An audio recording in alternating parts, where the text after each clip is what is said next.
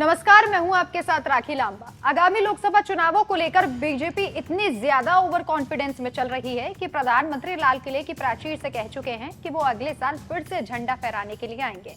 लेकिन इस वक्त जो सर्वे सामने आ रहे हैं उनसे ऐसा होता नहीं दिखाई दे रहा, क्योंकि ज्यादातर सर्वों में बीजेपी का ग्राफ गिरता हुआ दिखाई दे रहा है। अमूमन जगहों पर बीजेपी जीत जरूर रही है, लेकिन उसके वोट प्रतिशत में काफी गिरावट देखी जा रही है। मोदी के खिलाफ बनाए गए गठबंधन को भी इसी तानाशाही और सत्ता के गुरूर में बीजेपी ने घमंडिया बता दिया। लेकिन कहीं ना कहीं ये गठबंधन बीजेपी के लिए सिरदर्द बनता जा रहा है, क्योंकि इस सर्वे को अगर मान लिया जाए कि बीजेपी जीत रही है लेकिन इस बार सीट घटने वाली है, तो ये बीजेपी के लिए एक चिंता का विषय है।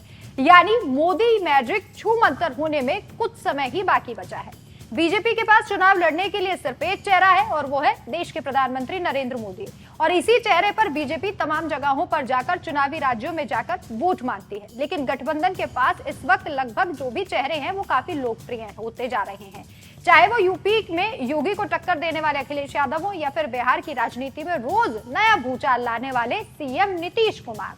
नीतीश बाबू इन दिनों बिहार की राजनीति में रोजाना कोई ना कोई नया गुल खिला रहे हैं और अब बिहार की राजनीति से सीधा नीतीश कुमार दिल्ली की राजनीति में कदम जमाने की कोशिश में जुटे हैं। इसी बीच बिहार लोकसभा चुनावों को लेकर एक चौंकाने वाला सर्वे सामने आया।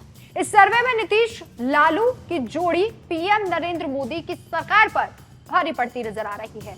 इंडिया टुडे की एक रिपोर्ट के मुताबिक बिहार की 40 लोकसभा सीटों में से अधिकतर पर इंडिया गठबंधन का वर्चस्व दिखाई दे रहा है। यानी कि 40 सीटों में से 26 सीटों पर इंडिया के उम्मीदवार की जीत का दावा किया जा रहा है, जबकि सर्वे में 14 सीटों पर भी एनडीए की जीत दिखाई दे रही है। वहीं पार्टी वाइज अगर बात की जाए तो सबसे बड़ी पार्टी बनने का भी दावा फिलहाल नहीं किया गया, लेकिन दावा किया जा रहा है कि सर्वे में वोटर्स ने जेडीयू और आरजेडी को 22 सीटें दी है। वहीं कांग्रेस को लोकसभा चुनाव में 4 सीटें मिलने का अनुमान है। जेडीयू प्लस आरजेडी 22 सीटें मिल सकती हैं, कांग्रेस को 4 सीटें दी गई हैं, एलजेपी को 3 सीटें और बीजेपी को 11 सीटें।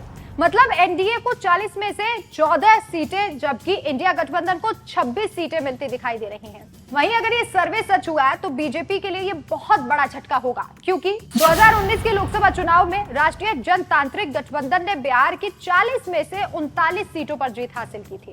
भाजपा ने जेडीयू एलजेपी के साथ मिलकर चुनाव लड़ा था।